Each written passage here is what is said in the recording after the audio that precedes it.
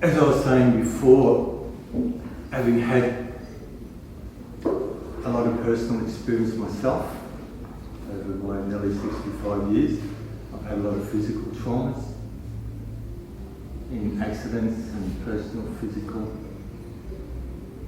and life-threatening situations from other beings, and I mean actual life-threatening. I woke up one night in my Indonesian place. I had a bungalow down in Kerobokan, near the jail in Bali, in the green belt overlooking the rice fields. And I was with the lady I was with at the time, and we were upstairs, and we'd been making love for a few hours, and it's just been going on. We're just drifting off, and all of a sudden I woke up to her screaming in my ear, "Have someone here." I opened my eyes to see this guy just running across the hide behind one of the big pillars upstairs with a machete this big. And he had a thing tied around his head and around his, like a loincloth. Fuck, that's a knife. And I thought of Crocodile Dundee, the movie. You know the movie in the street scene where the guy pulls out this little knife and you go, "That's not a knife, mate, this is a knife." And I'm lying there thinking about this movie. Oh, this is no time to be thinking about Crocodile Dundee. But this is where my mind went. And I'm going, and I'm naked. So, in a big 2 by 2 metre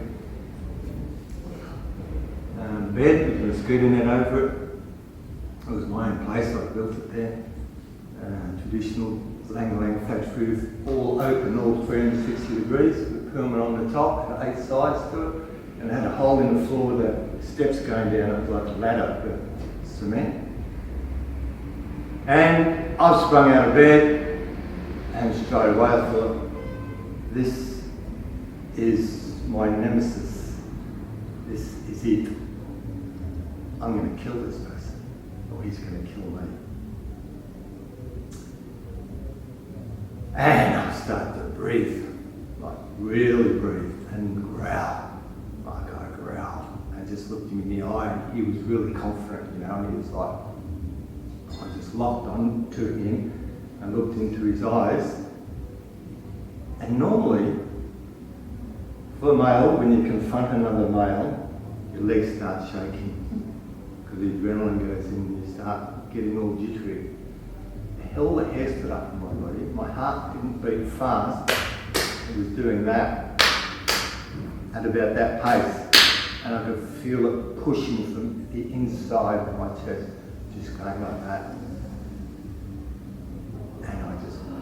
And all hair stood up my body, and I just went, looked the guy in the eye, and I just said, "You're dead. I'm going to eat you." And this is how I felt inside myself, that I was literally going to eat him. And I growled. I growled out loud. 3 days later I couldn't talk. I was like a bear. And I was just going, "Ah!" And he took a swing at me, and I just smiled and said, "Come." And he shit himself. His eyes kind of jittered from side to side, and I thought, fuck. And then I went, yes, you're in the wrong place, at the wrong time, and you're going to die because I'm not going to die, because I'm in the right and you're in the wrong. So I am everything in this moment. Yeah? But the amazing thing to me about it was that my legs never shook. My heart didn't beat fast. Because why? It was like I faced the ultimate, I was willing to die. In that moment, I accepted. I don't care if I die, because I'm not going to just cower down and let him come in here. I don't even know what he's doing here. But I did find out later that about 3-4 weeks earlier, a French couple were killed in their beds in a bungalow about 3 or 4 miles away. My son in the night came in the night from I was sleeping in the bed.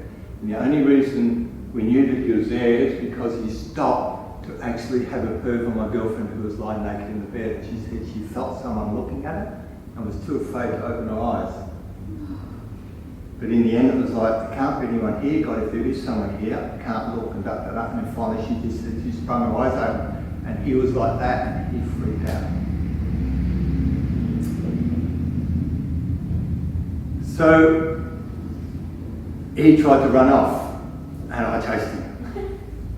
And he ran down, well, you can't run down the stairs because they're like a ladder thing, right? And I was gaining on him, and he turned around to have another go at me, and you saw the excitement on my face. And I thought, oh yes, you're not going to get away, they're still going to get you.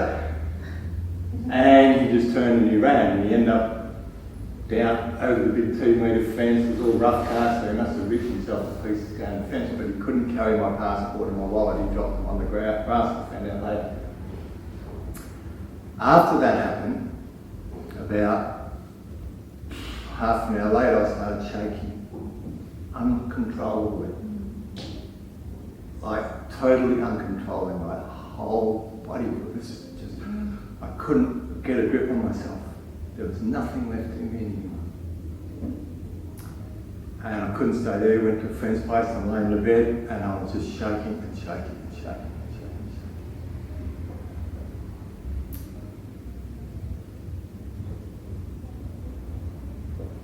The thing that different at that point was like, then it was like the voice was saying to me, so tell me what it is you're afraid of. Because for men in the world, the threat of being physically, not saying it's not for women, but men you've got to stand up and a man's got to face someone. It's like, well, always afraid to fight someone. My father always told me, if you're going to fight someone, tell them you'll only fight them on one condition, and that is that we'll fight to the death. Otherwise I don't want to fight you unless you're willing to accept that I'm going to fight you until you're dead. And he said most people won't, if you're convicted in that, they won't want to carry on with it. You have to be convicted to it. You have to say, I'm willing to do whatever it takes here, I'm not going to back down. So to actually face it, once I'd faced that and realised that even though I was naked, even though I had nothing and he had a machete,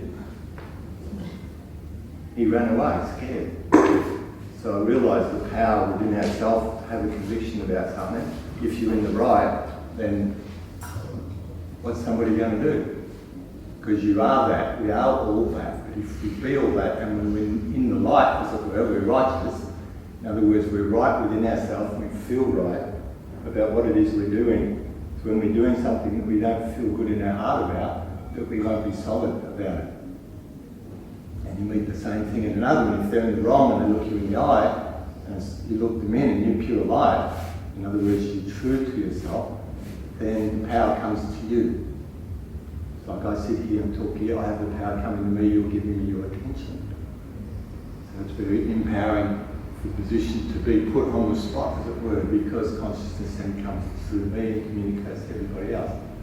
And I didn't know what I was going to talk about here today, but we'll have fun and stuff to talk about that. So it's just expressing through me. So when we're just being ourselves, it's super, super, super powerful. So then having said that, I think, well,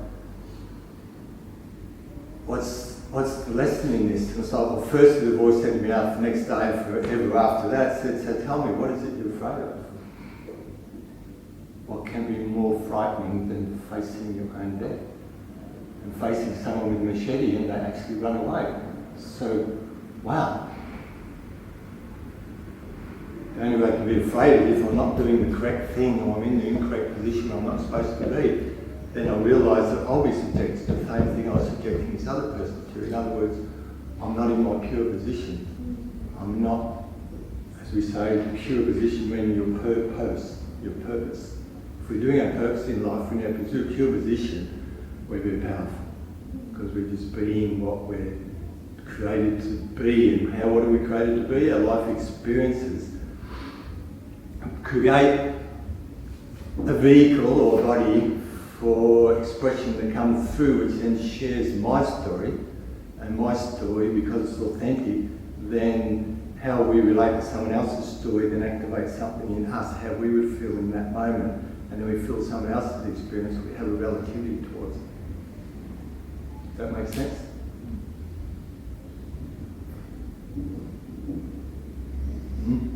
So it's relative to life, so why don't we stand up and why don't we be ourselves? Well, because we've got past traumas and things that have happened or things we're apprehensive about me, afraid that if I fight someone or if I get into a thing like that, I might kill them. Well, the apprehension of that, I'll now face that and going to realise, well, if necessary I will, and I can. And I will do that if that's necessary. But I don't have to walk around being prepared for that all the time, which is what the tension that I had in my body before that experience was. I was apprehensive about it all the time. The guy looks at me a certain way, it's just subtle. It's like someone looks at me and they go, oh, who do you think you are? It's like, hey, dude. And because of who I've been in my life, I've had a lot of people for all sorts of different reasons who've seen me as a challenge and seen me as like, you know.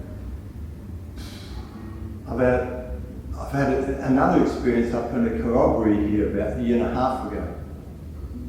But this big Aboriginal guy, he's probably about this much longer than I was, right? Big guy, and he's known to be really aggressive and angry.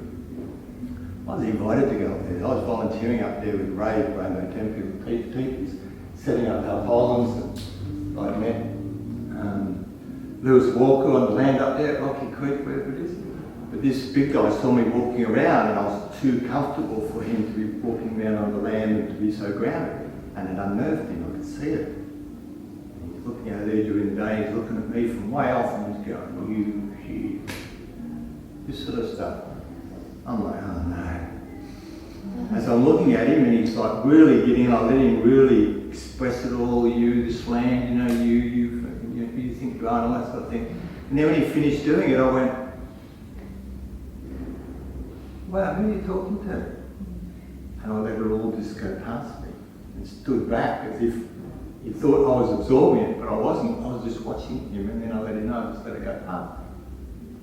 Well, that night I'm standing around the fire and he comes up to me and he's got a white paint on him, he's drunk, a band's playing, it's full on. And he comes up and in those days, a few years ago now, I used to have a joint. And I had a few joints with Ray, so I was in a really nice space, he's cruising, and all of a sudden his face is coming down on me like this. Who the fuck are you? What's your fucking name? I won't tell anybody who I am. Someone comes up to me, doesn't matter, police, whatever, so what's your name? I won't tell anybody. Let alone someone who's coming in my face like that. It goes against all my principles. I don't answer to anybody, not when they treat me like that. So, I'm like, oh no, you know, I can see him, he's already back in the fire, I've already hit him and picked up a log out of the fire and smacked him with it. I thought I can't do that, he's an Aboriginal, this is not Aboriginal land, this is not going to look good. Most of the people here, this is Aboriginal robbery, my mind's going, so I grabbed Ray, I said, hey Ray, check this dude. I said, no, this guy's barking, he's really, really aggressive. And Ray looks at me and just goes, I said, do you mind if I go with that? He said, oh, I knew you'd handle it. I said, thanks. So I end up looking at this guy and I'm wondering what to do with him. I think, shit, I've got to get him away from all these people. There's too many people around. If I start fighting here with him in the fire here, people are going to end up in the fire. It's going to be calamity, right? So I grabbed him, I said, let's get away from here. I said, come over here, I can't hear. Took him over the side, and as I'm walking across over the side, my legs have just gone shaking like, whoa, because I'm uncertain, I don't know what to do. So I don't know where I stand. So the energy, I'm not certain about where I'm at. So my legs are shaking, I'm going after, what am I going to do, what am I going to do, I don't want to fight this guy here, I don't want to get into this side. It's the last thing I want at this particular time. And then my own voice made me start, what's the answer to everything? Be real. Say what you feel. So I've got to where I got away from it all. I looked up at him and I've gone, oh, fuck dude. I said, you freaking me fuck out. I said, my legs are shaking, my heart's pounding. I'm fucking terrified. What's going on? Oh, I didn't do. Oh, so are you alright? And he straight away just fell into this wanting to take care of me and make sure I was alright. Because he no longer saw me as his reflection of his angry ego self who was like threatened him, and I just showed him absolute vulnerability. but my legs just went to rubber. And I'd never done that in that way before. So it was a whole new experience for me. So standing there, I'm standing in new ground. I didn't know where I stood anymore. Because I'd never allowed myself to do that before. I'd always react. So I felt that I couldn't there. And I couldn't get rid of him. So when they tell me about all these problems, and he's, oh, you're a good dude, and finally I got rid of him, but I stood there and my legs were just, I got just like this, totally just, didn't know where I stood anymore. And why? Because it was a whole new understanding. The legs stand under us, they're our understanding. They support us in life. It's like, how do you stand? Do we brace ourselves, or do we be nice and soft and just be present within ourselves and experience what we're experiencing? But when we have threats come into us and impact us, and I've had a lot, I mean, I've got a headlight imprint in my hip here still from when I was 6 when I rode my bike in front of the car and it hit me.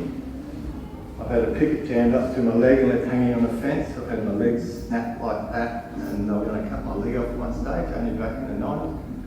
I've had third-degree burns on the back of my leg. It's all been on my physical life and standing up for myself.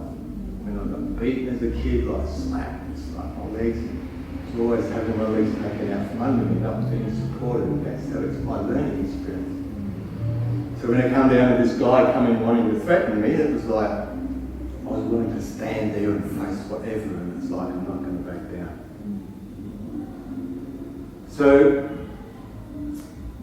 this shaking is like what I've found in my own personal experience and with others. It's like it's an innate understanding that I have within my body that you've got to need to, and you need to get into that zone, just that bandwidth, like you say, where you're not too much, not too little, not too much, and it's just that point where it's just not happening by itself, and then just unraveling.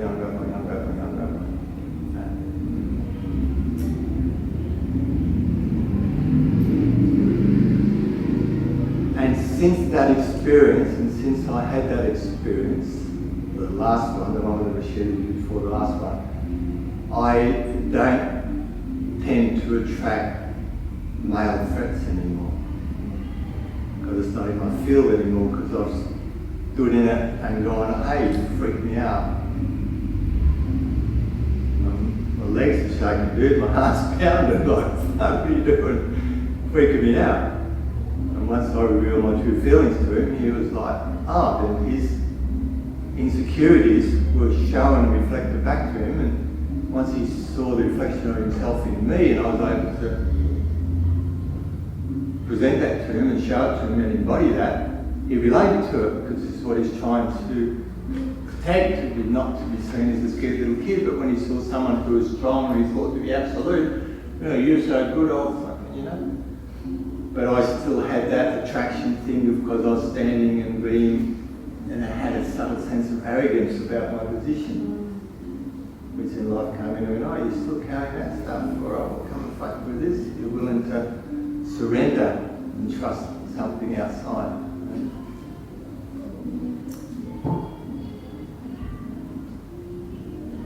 So that's having threats from other physical beings.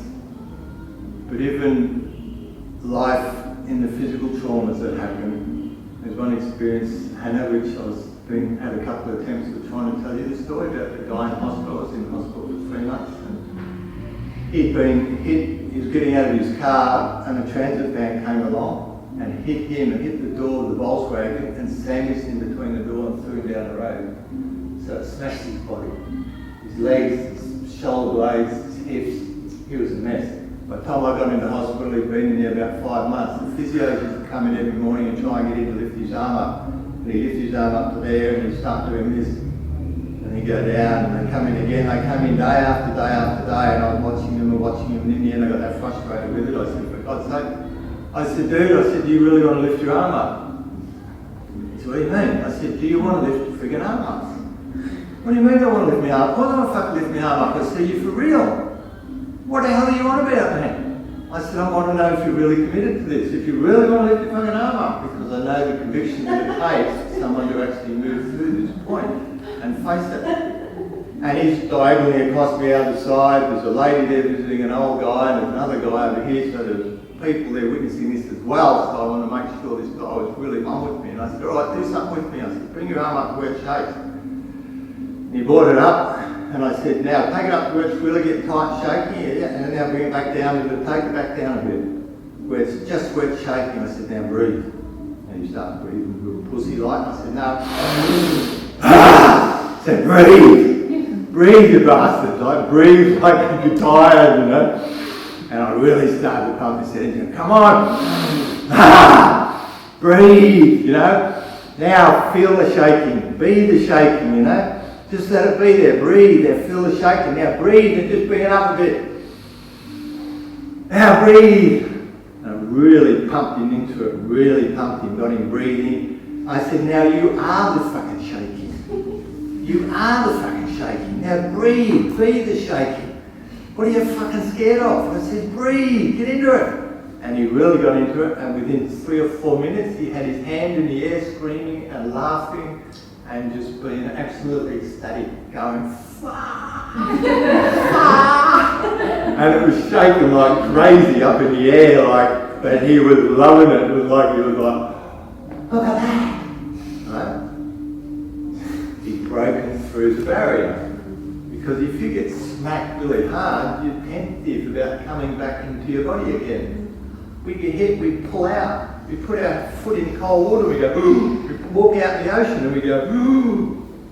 As soon as our pelvis goes into the water, it's like, instead of going, ah, and breathing and allowing the experience to come into us. And then the blood will rush to us and it will warm us up. Whereas when we become constricted and restrict in life, stops chi, stops blood flow, stops circulation, and we get tighter and tighter, and then the shoulders roll around, and we're like this, and we get so constricted, and then we're walking around, how are you? Oh yeah, I'm good. Really? Oh yeah, I'm pretty good, mate. How about breathing? How about opening back up again? Hey! So you can feel yourself and open your living room up, be inspired, be in spirit. But what is it that we're afraid of? The memory of where he got smacked so hard he didn't see it coming. And the body and mind is trying to figure out, how can I avoid this again? I'm not moving back into that space again until I know why it happened and how I can make sure it doesn't happen again. Whereas if we're like an animal, after experience it will shake itself off. But as soon as we have memory, we remember what happened.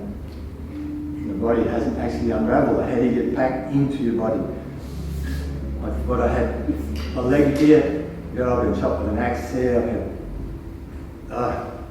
Amazing. And you'll see people, when they've had serious traumas, you'll see them and they'll walk, and they'll be walking like that. Why? Because their legs are dead, they're numb, they haven't actually got back into it again. Where they've shaken it off and gone, oh. Because I was always told I'd never walk, I had drop foot again. You know what drop foot is? Where you pick up your foot and just, whereas it looks pretty good, thank you very much. And now we're going to cut my leg off, my foot off. So, to move back into spaces again that we haven't inhabited again, it takes the courage of actually re-experiencing or allowing the body to experience what's already got in it. And to move, to come back in, it's like pulling on a pair of pants again. It's like, I'm going to put them back on again. I'm going to put this body back on again. I'm going to move back into my body again. So there's all sorts of ways of coming back to finding ourselves through the shaking. I've had people like the chap that the aunt lives with. He sat one night and just started talking to me, talking, in the unravel, all this stuff, talking to me, and then he stood up and I just released a few points for him. He was literally bouncing on the floor. Just, his whole body was bounce like that, because all this new energy came into me, because he told me all this stuff he had never shared with anybody before, and because I just went, I get ya, he walked into a whole new state of consciousness, a whole new awareness, so the energy all just channeled into him, and he just went bang, and how different is he? His eyes, he's smiling, his eyes are smiling. Like we look at photos of him last night, and just the difference is like, wow, you know. But he was just absolutely ecstatic. Because what happened, he allowed himself to come into his body, come home again. So just by having a conversation, if somebody, we could hold a space where somebody feels safe to just be able to speak what the body needs to say, and to listen to the body and not to the mind. So if we can look at somebody and I just feel I can look at someone, I know what it is their body wants to say. So I can simply just ask them to repeat these words after me. So it might be like, it's not fair. Life's not fair to this person. The experience has been life's not fair. So I get them to say it's not fair. I say it's not fair. It's not fair. Say it's not fair. What do you want me to say like you're saying? I said, fuck yeah. It's not fair. And in the end they start saying it, and because it's what they want to say, because it's what the body wants to say, it becomes so powerful. They can't stop themselves, and they'll just start screaming and crying, and it's not fucking fair. I said, no, it's not. And fucking get into that, say that, and express it. The body expresses it, then they start crying, they start laughing and crying and laughing. It's like, oh fuck, what did you just do? I was put into it, see? I just could hear what the body wanted to say and encourage head office to start speaking. I spoke to head office and said, hey, can we get you okay to get the PA out and start talking about this stuff? Well, what's it about? I said, you want to just trust me? Just see what happens, trust me. I look like I trust me. Oh yeah, alright, just, you want to go here? Follow me. Once the body head office starts speaking the word, it rings true to the body, it becomes authentic. Bang! Release. And that can be a life-shaking experience as we come back into new ground again. And we open up, and that's why it's such a beautiful thing to be able to teach and share such a medicine, like shaking medicine, because it's a way of not having to have the skills to be able to do the soul psychology with someone.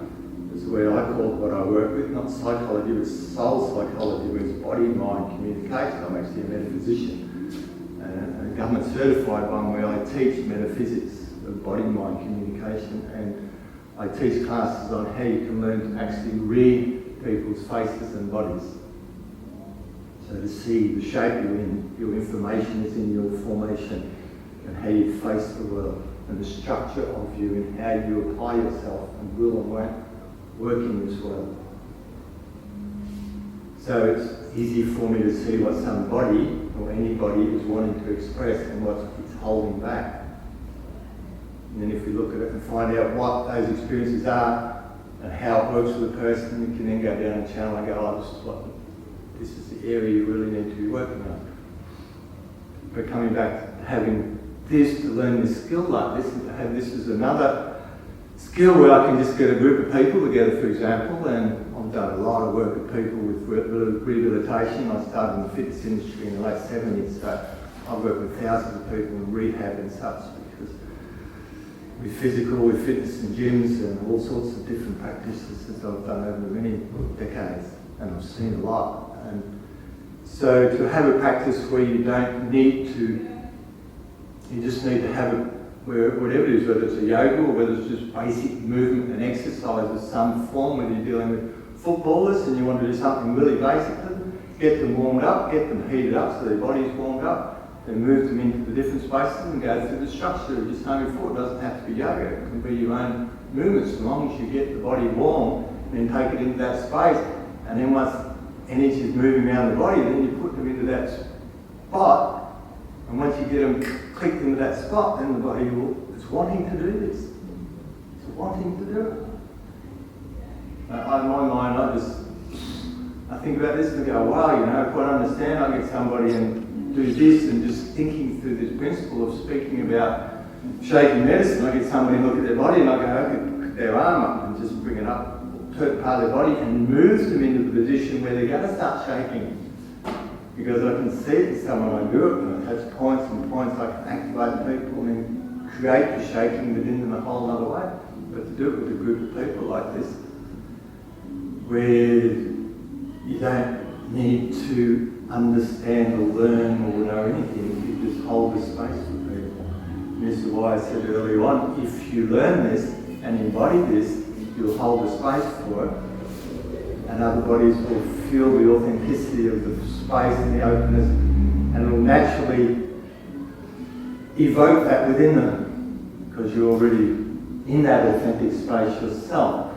And if we were having a discussion once before, we're saying like, if I speak from my heart, I will speak to your heart, and I won't miss the mark. But if I talk from my head, I'll talk to your head. But if I just speak authentically and I don't think about what I'm saying, I'm not premeditating, I'm just speaking. So I'm not thinking about what I was going to say or what I'm going to say. I'm just speaking, so that resonates as being authentic. And while someone's being authentic, they're not in their head, they're not separate from you, they're being.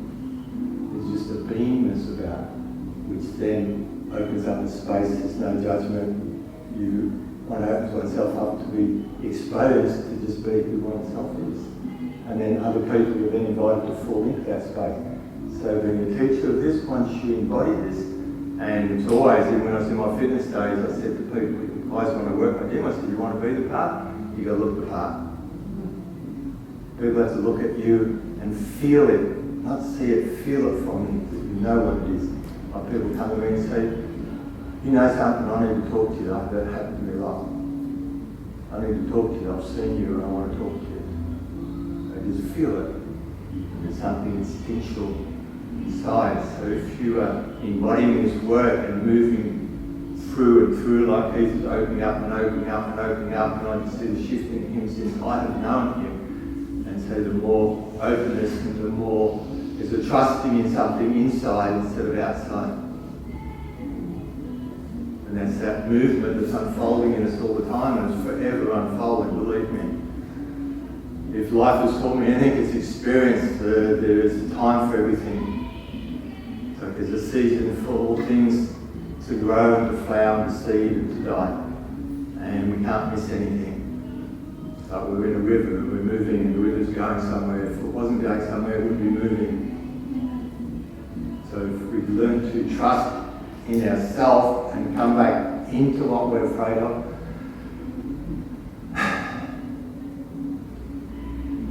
we'll find the magic inside of ourselves. As everybody says, look within. Right? You all right, brother? Yeah, I'm just seeing if I have charge. Not here? Okay.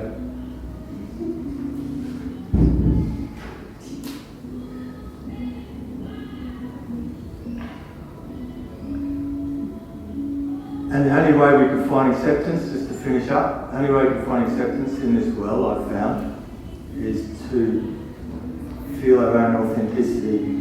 And if we don't take the risk of just being ourselves, then we'll never get feedback of the authenticity of ourselves. If we pretend to be something, like the game we play is let's pretend and pretend we're not pretending, and we choose to forget who we are and then forget that we've forgotten. Because if I tell you who I really am and you don't like me, then I've got nothing else to fall back on. But if I play a game and you don't like that, I can always fall back to my real self and go and play another game. But how long do we play that game before we come forward and stand up to who we really are?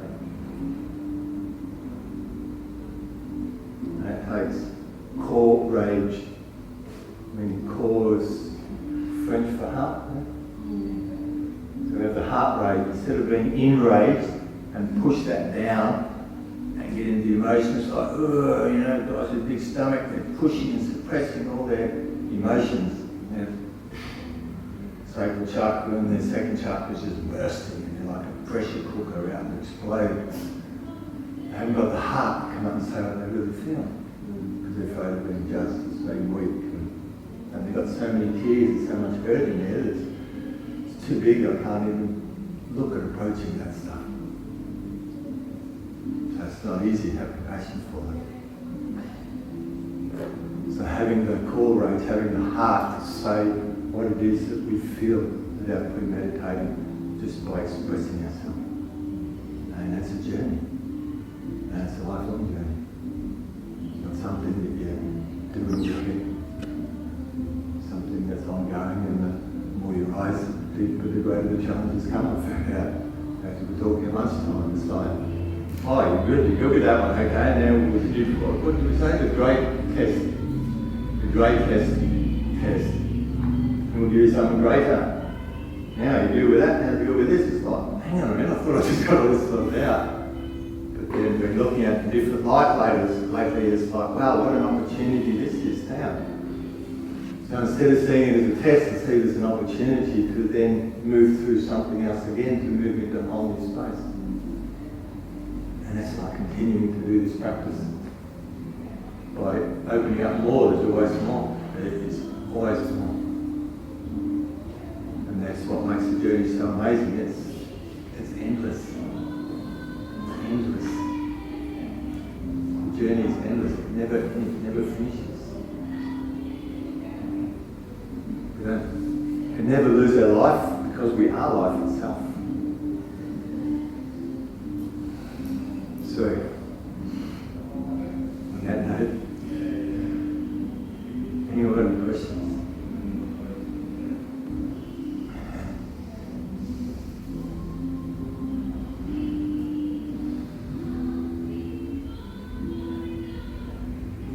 Thank you for such an inspiring and heartfelt. It's beautiful. It's a beautiful, one of the most beautiful things. I wouldn't still be here in this life if it wasn't for what I've been enabled to and permitted to do, and that is someone over in Indonesia called me, this woman over there called me, she said, "You're a soul doula." I said, "What's a doula?" Yeah. Pardon, what did you say? What was the last In word? Indonesia, she said, "You're a soul doula." Soul. Doula. Soul doula. I said, "What's a doula?" She said, "You don't know what a doula is?" I said, "No."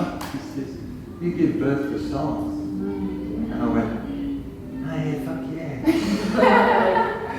That's it. Because to see someone come into themselves, there's nothing there. There's nothing else. Everything just dry to me. I have no interest in anything else.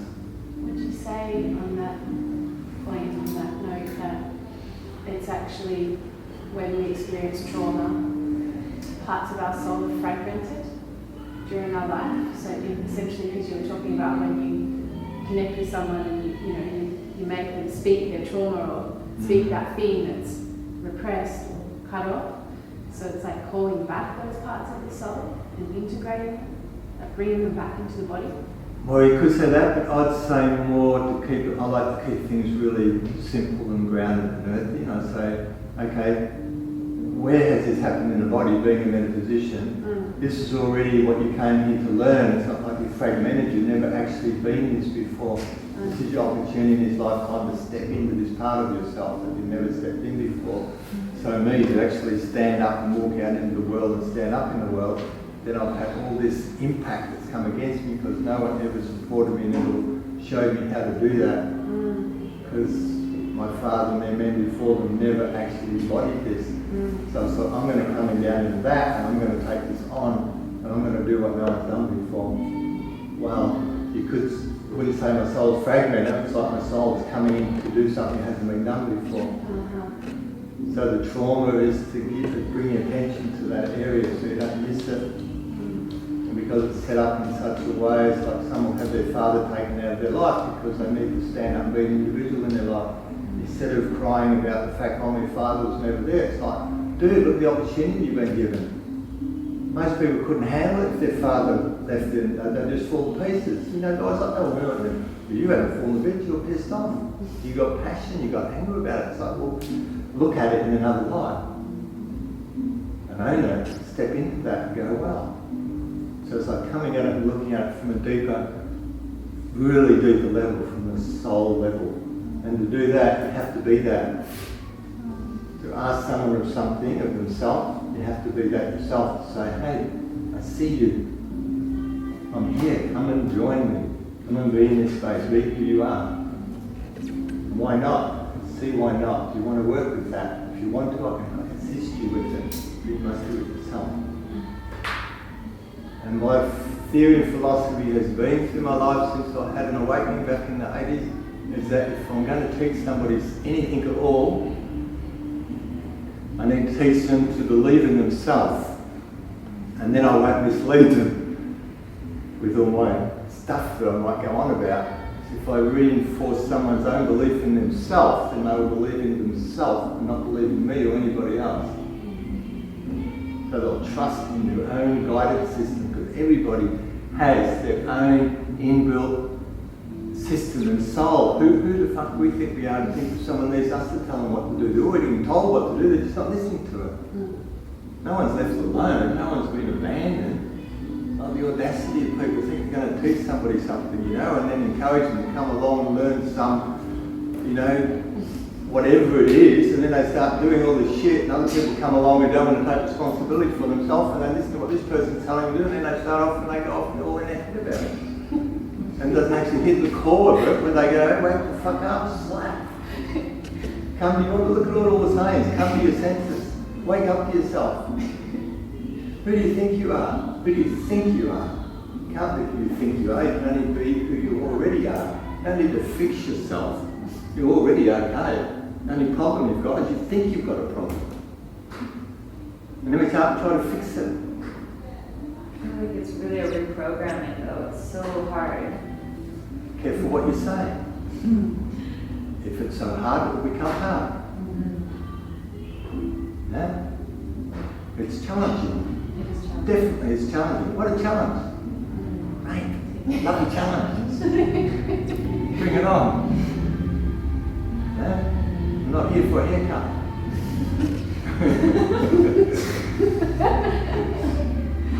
Yeah? And take that approach. You can never be killed. Wow.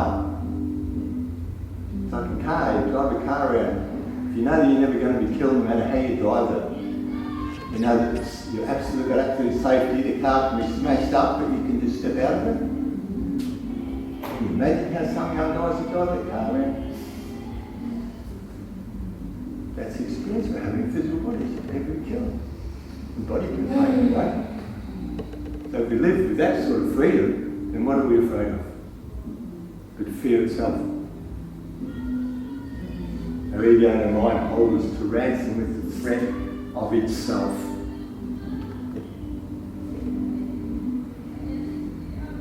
So be bold. Einstein said boldness has genius. So be bold. Live. Be life. You don't have life, we don't have life, we are life. And it's a challenge, because our particular experiences in life and the different programs that we've had in our life has made this is difficult for me, it's not difficult for you. But what's difficult for you, it's not difficult for me. Because we're studying different things in this university. Do you have any children? When I had my awakening, to give a short story, I always said since I was 5 I was never going to have children or get married. And I always thought I'd die before I was 30 because of the way I lived. And I virtually did die at 30. I had a massive ego death. And partners were always with me. I was always open and honest, and always had good relationships with everybody because I was very upfront. And the lady said I was with at the time, and she said, when this happened to me, she said, "You don't love me anymore." And I said, "What the hell do you mean I don't love you anymore?" "Of course I love you." She said, "Yeah, but you love everybody like that now. You don't need me anymore." So she ended up conceiving a child to me without telling me. Wow. And she got a child. I have a daughter now, she's like 33, but she's got a condition called Angelman syndrome. Very rare, nobody knows much about it until she was 9 when I found out what it was. And it's 10th chromosome splits and rejoins, but she's in a state of cosmic consciousness. She's just totally always sort of smiling and happy and just like, wow. But she she can't talk, can't walk, can't feed herself, can't do anything for herself. She told me I didn't need her. She said she wanted someone who needed her. That's why she was having a child. So she got what she was for. And she asked me very early in the piece, she said, if you love her, she'll leave us alone. So I did until she was 28, I went back into her life, and she said, I don't remember saying that to you. I went, fuck. So, yeah, but that's been a huge, it was the worst thing that could ever have happened in my life, and of course that happened. And it tore my heart wide open. So, what is there to be afraid of? The heart's been torn wide open. The worst things you're not to be afraid of, except fear itself. So be bold. Go where no one's been before. Why do the same thing everyone else is doing? Do something different. Be an example. And the reason I never wanted children was I said, I didn't understand myself and what life was about, so what would I want to bring somebody else into this for and put them through this same experience that I'm having without having an answer for them. And once I awoke and realised, I said, well, I can't have my own family because there's already too many children in the world that have been born without parental guidance, and now I'm the father of people who are 7 years old. Because damage that's happened to them really young and no one's ever been there.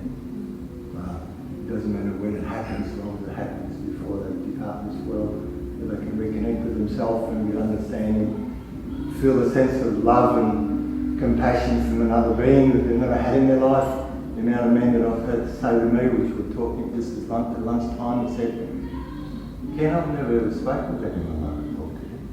I've never had a friend that I've been able to talk to like I talk to you. And that's really big in me. Yeah. Because women talk to each other about all sorts of stuff. Guys don't talk about anything real normally. So, yes, be blessed.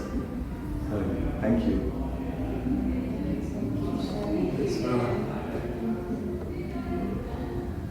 I love you all. I got you.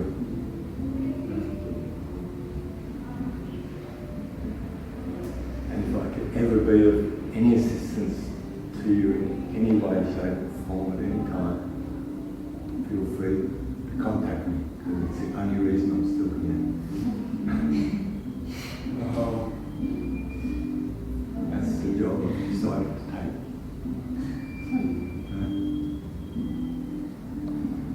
And I don't understand why everyone would take that position, because it's such a blessing to be able to, in any way, shape or form, gives anybody hope and trust back in themselves again. Okay. Thanks, Ken. Thank you.